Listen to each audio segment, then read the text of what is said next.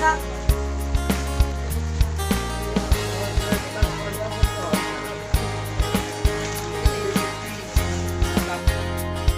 Josh Maraynalda mga kabakyard and welcome back to another episode. So andito po tayo ngayon sa Camaligan River Park.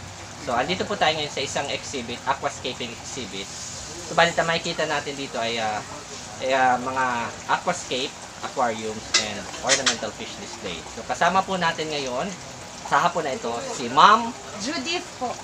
Okay, so Ma'am Judith. Alright. So ilang araw po itong inyong exhibit?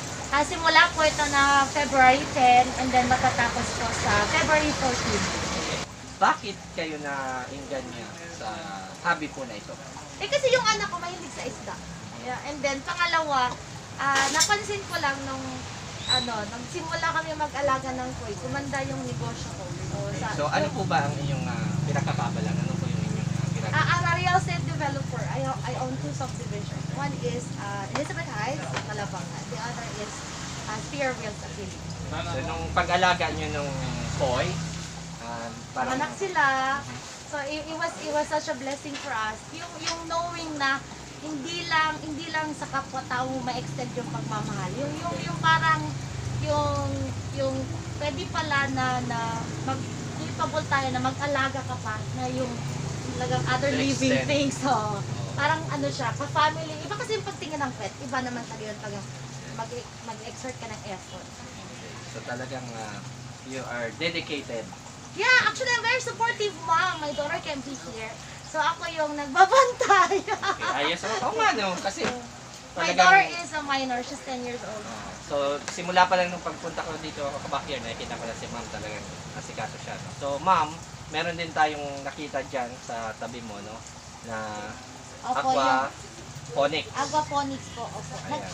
So, pwede mong, can you tell us about something about aquaponics? Nagsimula po to nung nakalasa po ako ng red tilapia. So, binigyan po kami ng libre ng fingerlings ng BIFAR. And then, yung sa taas po may mga lettuce kami at saka sa baba po, yung isang pan, mga koi, yung isa naman po mga red tilapia. So, napansin ko lang kasi, in comparison to the hydroponics, yung lasa nung lettuce, mas masarap pagka yung natural lang. Kasi yung hydroponics may mga kung ano-anong gamot, NPK, kung ano-anong kulay. So lasa mo dun lasa mo sa lettuce. Oo. Pagka ganito, yung pupups lang talaga ng isa ng papano. Saka mas madali silang lumaki ba? Yes. So may parang symbiotic relationship. Yes, with they isda. have, yes, true. So ito ang mga kabakyard, kung nakikita nyo po, ano, ginamit niya dito ay mga ornamental fish and then kinelaborate niya sa lettuce.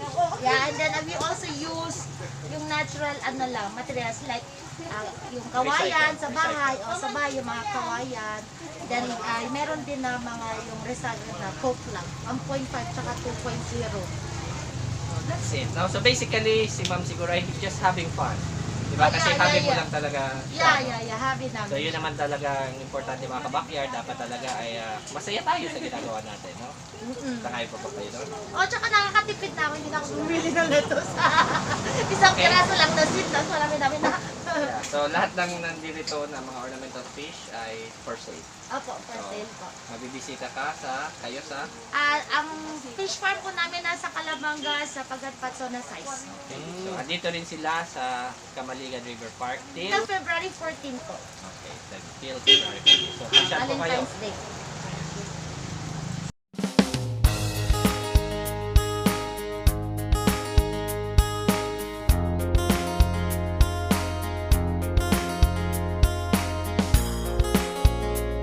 So ano yung pukitang unyan, Iraray, sa aquascape exhibit sa Camaligan. So kay bata po unyan si Kuya Jay. Kuya Jay, kaswari ka po nagpuon kaya ning hobby na ini, na pag-aquascape. Kun pa talaga ako mahilig na ako sa pag-atabag sa mga tapos, ito yung mga 2012 ata to, nasa Manila ako. May nakahili akong exhibit sa BGC. Mga Planet Aquarium. Tapos, picturean ko. Inaharap ko, 2012. 2012. Sa Sarit. Ayan. Tapos, ito na, nagkatrabaho ko sa Mantinakata eh. Diretso lang.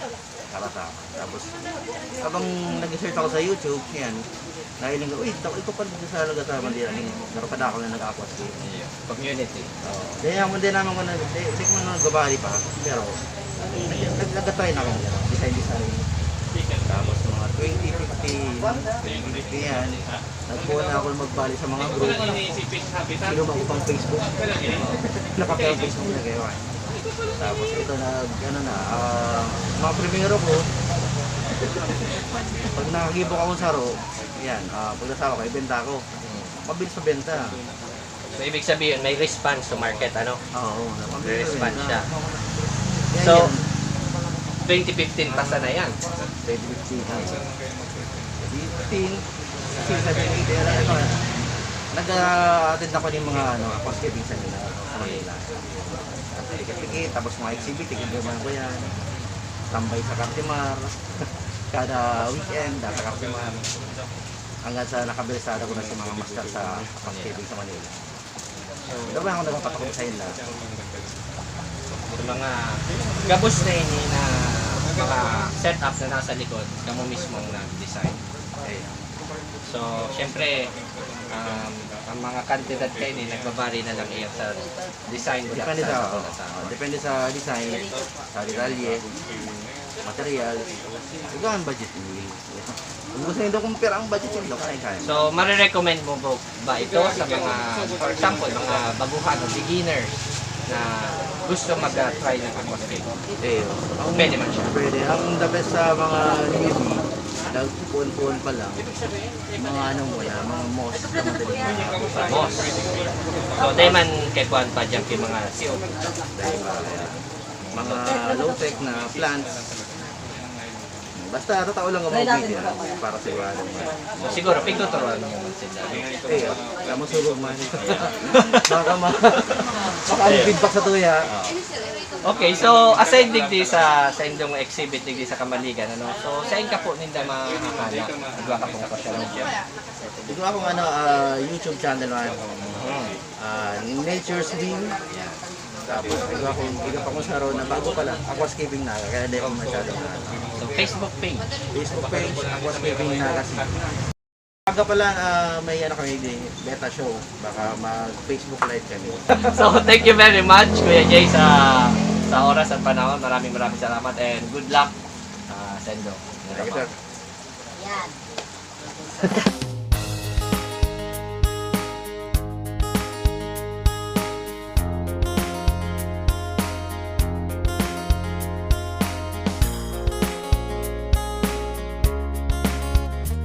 Isa pa sarok pa sa mga kaiba ninda digdi sa aquascaping exhibit si Kuya Raya sa The Fish Habitat.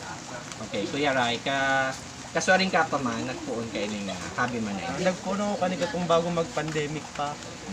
Bago mag-pandemic. Bago mag-pandemic. Pero 1 month, tapos nag-pandemic na. Sakto, no? Iyo. Tapos, kaya ako nagpundig dito, nahilin ko sa Shopee, ito bagang seeds, itong aqua seeds. Aha. Itong pinapatubo. Tapos magkumagayunon. Tapos katong nagbakal na ako, nagtubo na siya, magayunon siya. Tapos katong pirang aldaw, nagdarakula si nabuhay, naglalangkaw, hanggang sa naging pangit na siya. So, ibig sabihin, nagpong ka duman, nagbakal ka. So, ngunyan, dahil duman, naingganyar ka. Ang ganyan ako. Tapos yun na to, so pandemic kadto bawal na magruluwas-luwas baga. Di ang ginibo ko na lang kadto, nasarong na lang ko, nagyan na lang kong resource pool. Kung ano na lang pwede kong gamitin duman na pan-design, yun na lang ginamit ko naman sa aquarium ko. Tapos yun na to, napagayon ko mga mga aquascape ko. Tapos upload ko siya online sa Facebook aron kaya. Tapos di ako naman nakahiling. Tapos may mga nag-inquire mas ako kung nagpapabakal ba ako. So, duman ka na nagpapabakal. Duman ako nagpapabakal. More on more on aquariums, nagigiba akong aquarium. Or aquarium lang, itong betang. Ano man ang pinaka challenge sa hobby na ini na na-experience mo? Itong paghahanap mo ng market. Paghanap kay market. Ayun, sa bagay, kung Sa hobby pagkatama. man lang, sa paghahabi kaya, ang pinakaano dyan na sa alis, ang mga sira. Ang mga sira kaya dyan, minsan seasonal. Pag mailipot, nagkadaratan. Pag mainit, nagdadarapol sinda. ang mamroblema ka, paano mo sila may dispose? Yun ang nangyayari sa mga builder. Kaya ang nangyayari yan, mga price naman, naglalaban na pag nag-dispose ng ganyan karami. So kung yun naman, for example, sa mga aquatic plants, may mga sa ka naman na tanong kayo. Iguana, So, kumbaga, mga low-tech lang siya. may high-tech to. Baka. Para gapos mas, colorful. Ayan. So, ito po si Kuya Ryan, So, meron ka pang ibang, any tips sa mga baguhan? Ah, Saan kanila mahanap? mahanap din daw ako sa Digis-Naga City sa San Rafael, Cararayan. San Rafael, Cararayan. Tapos may igwa akong Facebook page na The Fish Habitat by Aquaride. Ayan. The Fish Habitat by Aquaride. Ayan. So, siguro nandun na rin yung mga details. YouTube? Wala pa. Okay, Instagram? Instagram. Okay? So, ayan po, So, mahanap nyo na lang yung Facebook page, The Fish Habitat by Aquaride. Okay? So, doon nyo rin nakikita yung kayo. Okay? So, maraming salamat, Rai. Mabuhay kayo dito.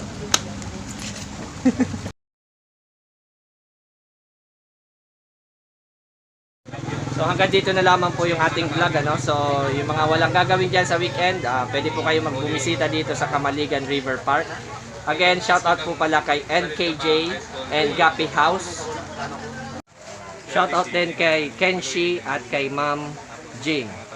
So hanggang sa muli, maraming salamat po for watching. This is Bicol Backyard Aquaria. Diyos ang lahat.